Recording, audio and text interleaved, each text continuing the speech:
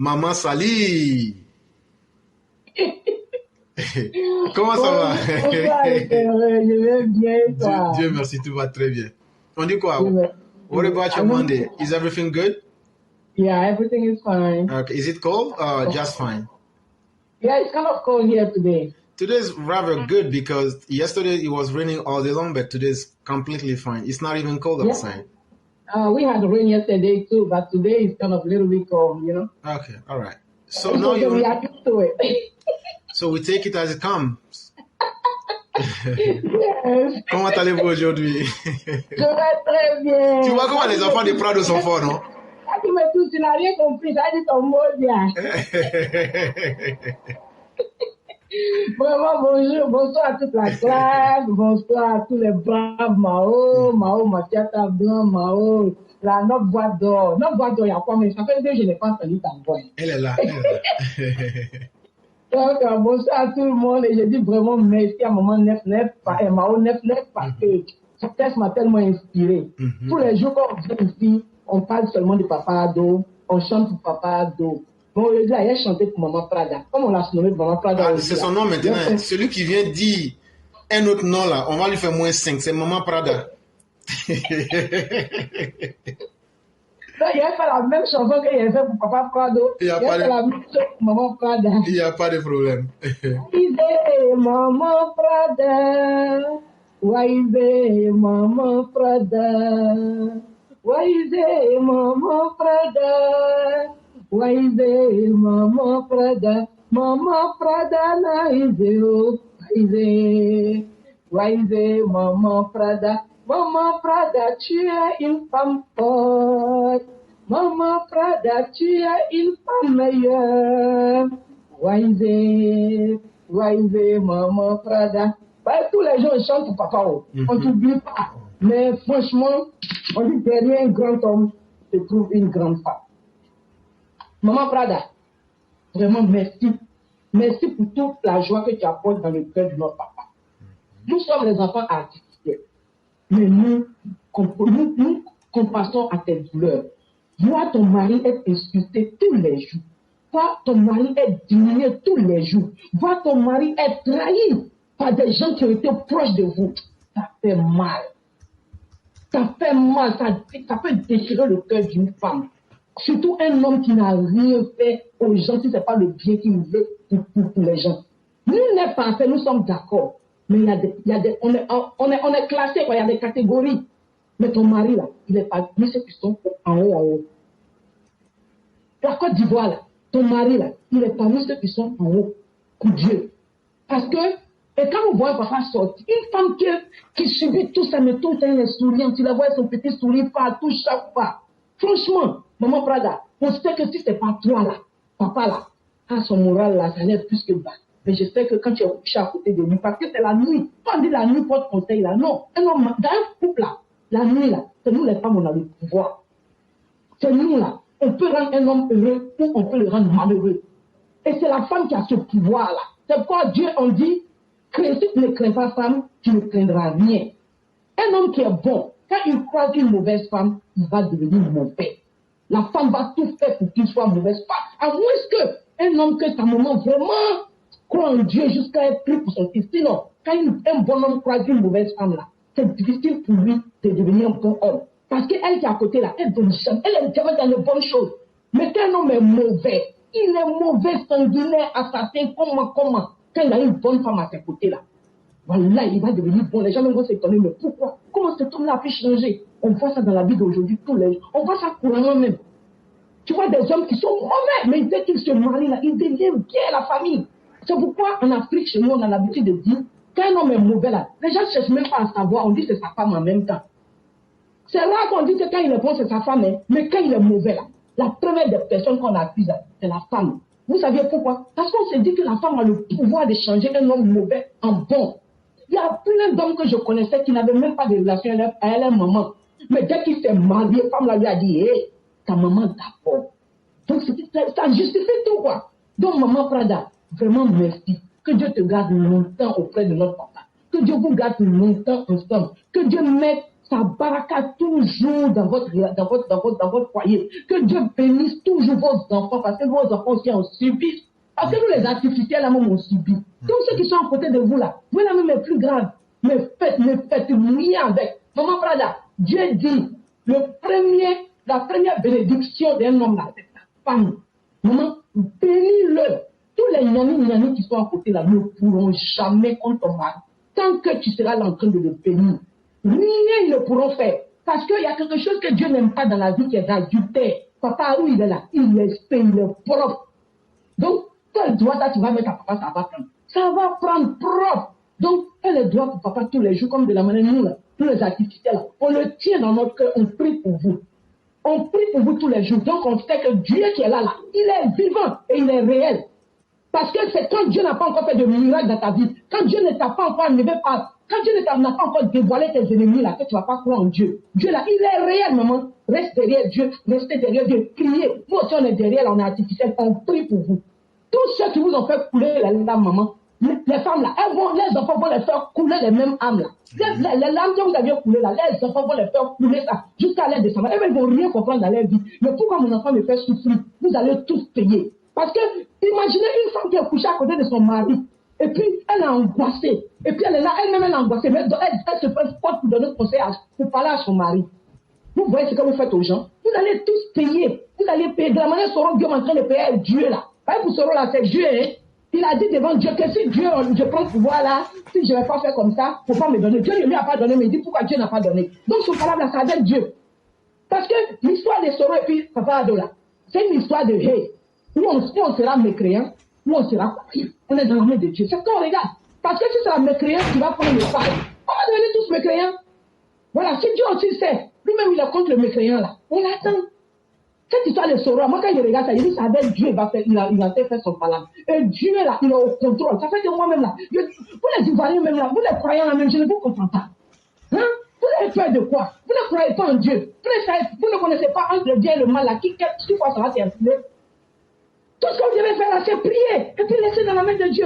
Si Dieu veut que nous tous ensemble les créons, nous qui le croyons, tous le croyons là, s'il veut qu'on soit tous les créons là, Soro n'a qu'à avoir le pas sur papa. Mais Soro ne pourra pas parce que Dieu là, il est réel. Il agit très lentement mais sûrement. Nous tous on est là, on regarde. C'est la fin du film là que nous tous on attend. C'est la fin du film là, on attend. Tout ce qu'il est en train de faire, tous ces brouhahs là, on est en train de regarder. Et puis vous, Burkinabé. Burkinabé, je ne parle pas de Burkinabé et plus de paix et de justice. Je parle de Burkinabé qui aime la belligérance. C'est avant. Quand ils voyaient un temps Burkinabé, on coule. Quand on était enfant là, même quand tu redisais, faut pas avoir un gars Burkinabé. Si tu as un gars Burkinabé, il va te tuer. Parce qu'on se disait que vous là, vous n'avez pas peur de tuer. Mais hey, pourquoi l'Ivoire arrive? L'Ivoirien n'a peur de rien. Est-ce que vous n'êtes pas surpris comment les Ivoiriens parlent aujourd'hui? Vous n'êtes pas surpris comment les vrais Ivoiriens parlent aujourd'hui? Je ne parle pas des Ivoiriens Niani qui savent qu'ils ont deux pays où ils vont pouvoir parler d'un autre pays là. Non, hein? Je parle des Ivoiriens qui savent que son village là est dans Côte d'Ivoire là. Les vrais Ivoiriens, pas les Ivoiriens atteints par le Satan. Hein? Je parle des vrais Ivoiriens. Vous ne voyez pas comment on parle aujourd'hui? Avant, on ne parlait pas comme ça. Mais aujourd'hui, on est arrivé là. C'est-à-dire qu'on ne va pas accepter de retomber encore dans tout qu'on est quitté. Si vous pensez que l'Ivoirien a fait quelque chose de nous, on fait de rien. Faites ce que vous voulez, Soro, il n'exprime personne. Parce que nous, on s'est dit que, hey, Soro, là, c'est un nordiste comme nous. Et au nord, là-bas, on se connaît. On dit Gao. On se connaît. Aujourd'hui, là, il a dessus tellement le nord. Si lui-même, il sait combien de fois. Même c'est cadre qui parle de quoi. C'est parce que même il sait que l'air, est dû. Il est.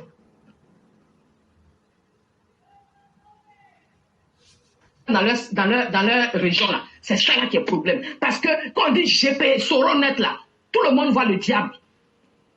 Donc c'est pour vous dire que vous vous fatiguez. Ivoirien n'a plus peur de Burkinabé. C'était avant, on dit Burkinabé, on n'a pas peur de ça. Donc Soro n'a qu'à être là-bas.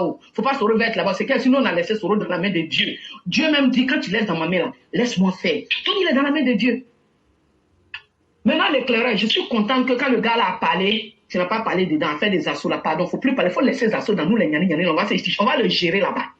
Lui là, c'est dans 70 ans qu'il va devenir cadre d'un coin. Il n'a qu'à s'asseoir. Il a grillé toute sa carte politique, non. Comme il sait que son devant derrière est grillé là, il va venir mélanger l'esprit des gens du RIDP. Voilà, et toi là, on te laisse un Dieu aussi. Merci l'éclairant. Merci beaucoup, cher mère. Merci pour le message d'encouragement et de fraternité que vous avez eu à dire. J'allais revenir sur un point que vous avez évoqué avec une note un peu religieuse. Voyez-vous, vous avez dit comment des gens peuvent dire qu'ils sont croyants alors qu'ils voient le résultat même des efforts du Prado, ils continuent de douter. Ça m'a rappelé un peu, il y a une guerre, j'ai oublié, que le prophète de l'islam a eu à livrer à des non-croyants. Et pendant la guerre, il leur a dit, ne descendez pas de la montagne, restez en hauteur. Malheureusement, pour quelques raisons que j'ignore, les gens vont descendre de la montagne et finalement les gens vont les décimer. Et pendant cette bataille, même le prophète, même de peu, a failli perdre la vie. Mais vous savez, il a fait une prière. Est-ce que vous connaissez la prière? Je vois le passage, mais vas-y. Il a simplement, c'est pas comme s'il a ouvert la bouche pour dire non, non. Il a dit dans son cœur, il dit voilà, cher Dieu, voilà ta religion qui est là. Aujourd'hui, c'est ton jour, tu décides toi-même de ce que ça veut être. Si aujourd'hui doit être mon dernier jour, c'est que la mission pour laquelle tu m'as envoyé, ça va s'arrêter ici. C'est tout. Mais les instants qui ont suivi après, la détermination qui est revenue pour faire changer le cours de l'histoire, on la connaît aujourd'hui. Oui. Et donc, c'est pour dire qu'un homme là, il y a des vrais hommes et des vraies personnes qui prient pour le président, qui ne sont pas obligés de crier mais de pleurer, mais qui, lorsqu'elles parlent, leur cœur atteint directement la conscience même de Dieu. Et ça, continuons à encourager ces personnes-là à prier pour la Côte d'Ivoire et pour les Ivoiriens. Parce que celui qui prie pour que la vie soit maintenue, pour faire la promotion de la vie, sera toujours meilleur que celui qui est le malfaiteur. Or, c'est dans ce scénario aujourd'hui que nous nous retrouvons. Des gens qui disent, ah moi là, vous ne me connaissez pas. C'est moi, j'ai fait tuer vos femmes, j'ai fait violer vos enfants, j'ai tué IB. Et vous me connaissez, vous vous amusez. Et quelqu'un qui dit, vous avez connu un passé douloureux, mais qui est certes honteux, parce qu'il n'y a aucune gloire qu'un être humain puisse assassiner un autre. Essayons de mettre ce passé en arrière et puis avançons. Entre ces deux-là, la différence, elle est nette. Il faut être un ennemi de la vie pour soutenir le faux. Et soutenir ce qui peut blesser la conscience collective du peuple ivoirien. Tu prends Soro Guillaume et tu le mets en Côte d'Ivoire, là. Tout le monde a quelque chose à lui reprocher. Vraiment. Mais Soro Guillaume seul dit que lui n'a rien à se reprocher. Vraiment. Donc c'est Soro Guillaume qui a accouché la Côte d'Ivoire. C'est Soro Guillaume qui a accouché les gens du Nord. Il dit les du Nord, il serait du Nord. Là, moi, je lance maintenant une question aux fils du Nord. Est-ce que vous, là, Soro Guillaume, là, ses parents sont nés avant tous les nordistes ou bien c'est comment? Expliquez-nous. J'ai l'impression que c'est Soro Guillaume qui a accouché tous les nordistes et puis après le monde a commencé pour vous. Mais ils vont te montrer que ton papa, là, il est né parmi eux. Ta maman, Minata Sanogo, là, elle est née parmi eux. Et ils vont te montrer que toi, là, tu n'es rien parmi eux. Ouais. Tes plus féroces adversaires seront les filles et les fils du Nord. Soro Guillaume. Chaque fois, même, il y a l'église du Satan ici. Oui. Il y a l'église du Satan. Même à côté ici. Voilà, oui, il y en a. Moi-même, je vais là-bas. Non, faut pas mentir aux gens. Non, faut pas mentir aux gens. Parce qu'il faut aller voir les choses pour pouvoir dire. Si moi, je ne vais pas là-bas pour savoir ce qui se passe, comment je peux vous expliquer? Donc, tu m'appelles là-bas pour voir comment ils font et puis comment on malmène Dieu là-bas. Dieu n'a pas la cote là-bas. Et puis ils y croyaient. Ils y croyaient ça vraiment. Parce que dans ce monde-là, même si tu crées la bêtise, tu auras des partisans. C'est vrai. Et ils seront convaincus que c'est par eux que le monde va changer. Donc là, ceux qui suivent ce Guillaume là, on va vous montrer que la Côte d'Ivoire est plus grande et qu'elle va demeurer après vous. C'est le président Ouattara qui joue avec vous. Mais vos cas seront réglés et de la manière la plus radicale. Et après ça, il n'y a plus personne encore qui va dire cet exemple-là, il faut le répéter. Dans la rébellion, il y a eu beaucoup de morts, de tous les côtés. Il y a eu des abus. Mais les Ivoiriens encaissent cela. Et toi, tu viens nous rappeler que non, tu vas refaire la même chose. Il n'y a pas de problème, on t'attend. Nous, on t'attend. Ton jour sera notre jour. Mais, chère mère, il faut leur redire aux Burkinabés, aux Maliens et aux Guinéens. En tout cas, ça sera l'un de ces trois pays-là. On va diminuer la taille de leur pays. Il faut leur dire ça. Peut-être que ces douleurs comprennent. Il faut leur dire ça. Que le jour qu'on va voir, il y a une seule balle est quittée dans leur pays, là, On va les pourchasser comme de la manière Chérif Ousmane a pourchassé les Libériens 50 km pour rentrer là. Comme on n'avait pas, c'était nouveau là. Sinon, si c'était on allait bloquer les 50 km là. C'est comme ça on va rentrer dans leur pays là, et puis bloquer, et puis ajouter ça. On va prendre BIC, on va calculer. 322 462 km carrés, plus, c'est combien de kilomètres on va prendre? Non, toi ajouter. Non, c'est combien tu veux? En tout cas, si c'est moi, mais c'est tout le pays, on a qu'à ajouter. Il y a des parties qui ne sont pas utiles. Il y a des parties qui ne sont pas utiles, on ne va pas prendre ça. Et on va laisser le Mali là, mais moi, je viendrai dans les toilettes. Voilà. Et donc, on s'amuse, mais c'est pour être très sérieux. Non, on va annexer les territoires et ça va provoquer une crise diplomatique et internationale parce qu'on ne va pas quitter. On va rendre de cette crise-là une crise qui aura une dimension internationale. Et si vous ne croyez pas, essayez. Essayez simplement. Et vous allez voir de quoi il est question. Donc, la peur, là, la peur n'est pas du côté des autorités ivoiriennes. Nous avons les armements, nous avons l'expertise, nous avons la formation militaire et nous avons la détermination du peuple qu'avec le président Ouattara. Cher mec, qui peut être plus déterminé qu'un militant qui dit « je m'en fous de mon boulot, je m'en vais faire un mois au pays pour aller faire l'élection ». Ça, c'est nous. Au RDR, là, nous, on n'a jamais pris salaire. C'est pourquoi nous, on ne veut rien. Nous, on ne s'attend pas à salaire. À partir du moment où nos parents sont en paix, à partir du moment où chaque Ivoirien peut sortir. Comment une population où la majorité est paysanne, c'est-à-dire que les gens vivent presque... Je ne te coupe pas la parole, hein. Oui. Mais je vais seulement dire, comment tu peux quitter même ici aux États-Unis, faire des années, puis aller t'asseoir pour attendre le salaire de quelqu'un? Ah, ça là, moi, je ne sais pas comment on peut faire ça. Hein. Parce que moi, je ne vois pas qui peut me payer en Côte d'Ivoire, vrai là. Soit je suis dans mon affaire, ou bien... Bon, il peut avoir le don de soi, où tu vas pour aider, bon, tu peux travailler un peu... Mais dire que c'est quand même quelqu'un qui est payé en dollars, quand même, bon... Quand même... Voilà. De comme dirait le camion, voilà. Donc, comme je disais, quand tu regardes la symbolique même, ça fait mal, c'est une insulte pour le peuple ivoirien, pour nous rappeler que lui, il peut encore nous faire du mal. Non, ça c'était hier. Quelqu'un qui me dit écrivez, il vous dit écrivez. On l'a dit. Bon, on écrit même, il n'y a rien, on voit. Bon, moi-même qui dis aux gens de ne pas écrire là, je te dis, tout ce que j'ai dit là, ça se réalise. Et ça là, moi je suis un élément périphérique d'Alassane Ouattara. C'est-à-dire dans le dispositif Ouattara là, moi je ne suis rien de rien là. C'est moi, je te dis ça et puis ça s'est fait. Donc maintenant, il faut te dire, si le grand maître même l'avait s'intéressé à toi là, Joe, pour toi là, en un temps, 2 mouvements, on a fini avec toi. Mais cher maître, je vais vous dire ceci, voyez-vous.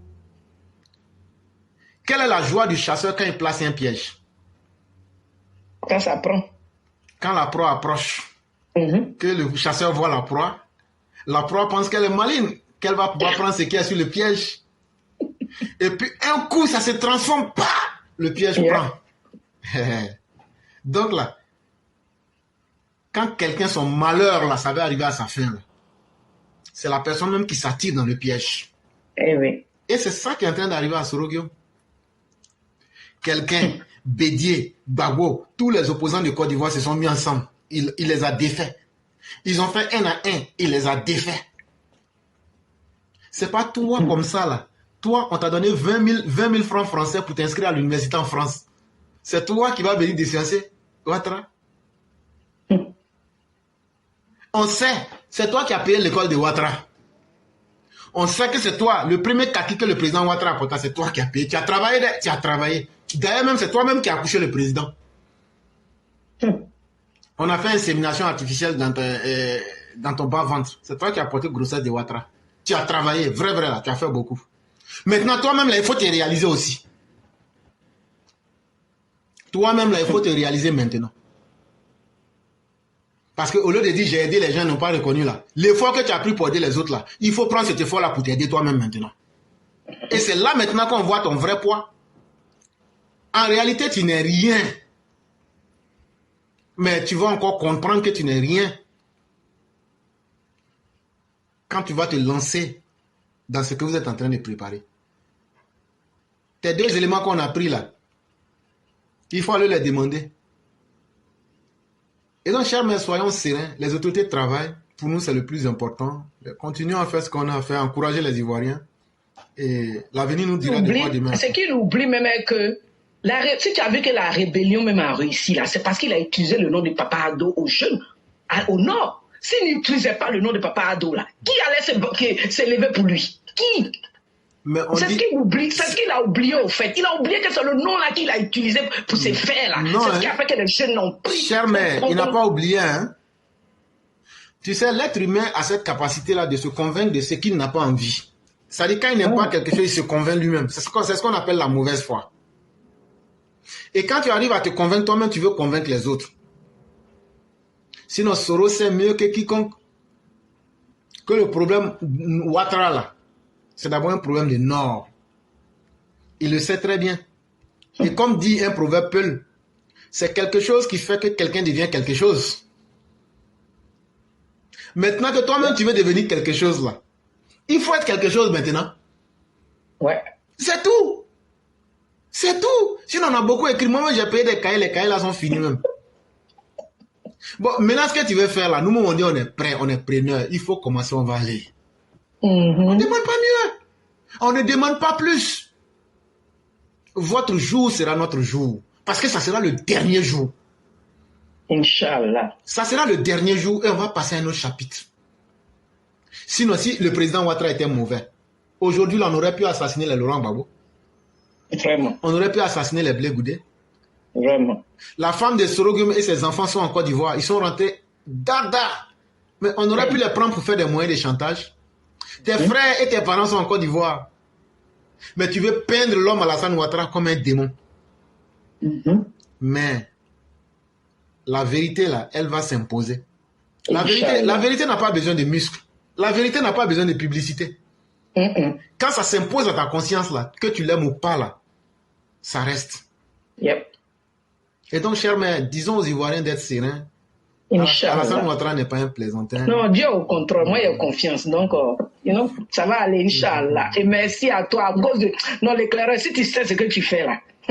Mais toi, là, Dieu va te récompenser. C'est tout ce que nous on peut dire, que Dieu te récompense. Amen, amen. Mais que Dieu récompense chacun parce que, en fait, le peuple mérite cela. Parce que nul n'est infaillible, hein. À quelque niveau que ce soit, on n'est pas parfait. Mais à un certain moment, il faut encourager le bien. C'est vrai. C'est ce travail-là que nous essayons de faire, en espérant que des gens peut-être vont copier un jour ce modèle-là pour dire, il y avait des gens qui ont vécu, eux, ils encourageaient à faire le bien. C'est vraiment cette image-là que moi, j'aimerais qu'on retienne de moi, c'est tout. Et sincèrement, les salaires ou bien, je vois certains qui sera président et autres, moi, je ne m'attends pas à tout ça. Et puis bon. Non, mais l'éclaireur, ce sont les gens qui voient ça toujours en matériel. Hein. Sinon, il y a plusieurs choses. Il y a la santé, il y a la longévité, il y a la gloire de Dieu. Il y a tout ça. Hein. Les gens oublient tout ça, quoi. Mais quand on dit que Dieu te récompense, chacun voit la monnaie en même temps, quoi. Voilà. Sinon, il y a plusieurs manières d'être récompensé. Et il faut dire que c'est Dieu seul qui sait comment payer chacun. Mais si on est convaincu que c'est du bien que nous faisons, laissons à Dieu lui-même de faire le choix de nous rétribuer. Mais en toute sincérité, moi, ça me ferait honte de voir aujourd'hui une petite fille en train de pleurer que j'ai perdu mon père ou bien j'ai été violé. Wallahi. Je me sentirais fortement coupable de cela. Et c'est pourquoi nous soutenons le président Ouattara. S'il était un homme violent, on ne serait pas fiers de lui. Ouais. Les gens parlent beaucoup. Mais quand on l'a invité, lui et Laurent Gbagbo n'a pas été capable de dire que c'est toi le père de la rébellion. Ça est là devant nous tous. Il dit non, il y a un morceau de journal qui dit que c'est toi le père de la rébellion. Le président Ouattara dit mais si c'est comme ça, il y a aussi plusieurs journaux aussi qui disent aussi que c'est toi aussi qui es le père des escadrons de la mort. Une histoire comme ça. Donc voyez-vous, dans ce monde-là, un homme sérieux, tu parles à partir de ce qui est et de ce qui est vérifiable. Et continuons à convaincre les gens que leur vie vaut la peine d'être vécue et de ne pas donner leur vie à quelqu'un par procuration. Les politiciens utilisent vos vies pour réaliser leurs rêves et les rêves de leurs enfants, chère population. N'acceptez pas d'être la monnaie qui va leur permettre d'aller vers leur gloire. Vous aussi, quand Dieu vous a créé là, même si Dieu n'a pas dit que vous allez devenir président là, il ne vous a pas créé pour que votre vie devienne sacrifice des politiciens. Ne vous tuez pour aucun politicien. Ah, mais vous allez me demander, mais pourquoi toi, tu sors pour aller faire les marches et puis tu te vas... Abidjan là-bas pour dire tu es sur terrain. Ça, c'est une conviction personnelle. Ça, c'est une question de conviction. Et quand quelqu'un parle de conviction, ce n'est plus un homme qui est dans la rationalité. Moi, je suis en train de parler à vous qui avez tout à perdre et qui n'avez rien à gagner. Tu veux vivre une vie normale, sereine. Ne te tue pas pour un politicien. Parce que si tu meurs là, on va mettre un numéro, tu deviens statistique. Et puis on dit non, bon, c'est 100 personnes. C'est ce que le Richard dit, il y a 200 personnes qui sont mortes, mais ça les intéresse. Il n'y a pas leur femme dedans, il n'y a pas leur enfant, il n'y a pas leurs parents dedans. Voilà. Et donc faites beaucoup attention. L'amalgame ici, c'est que les politiciens ivoiriens ont érigé la politique en Côte d'Ivoire. Celui qui tue le plus de populations, c'est celui-là qu'on écoute. Mais il faudrait donc qu'il y ait des personnes pour défendre leur propre vie. C'est dans ce cadre-là que nous, on se lève pour dire qu'on ne laissera personne s'amuser avec nos vies.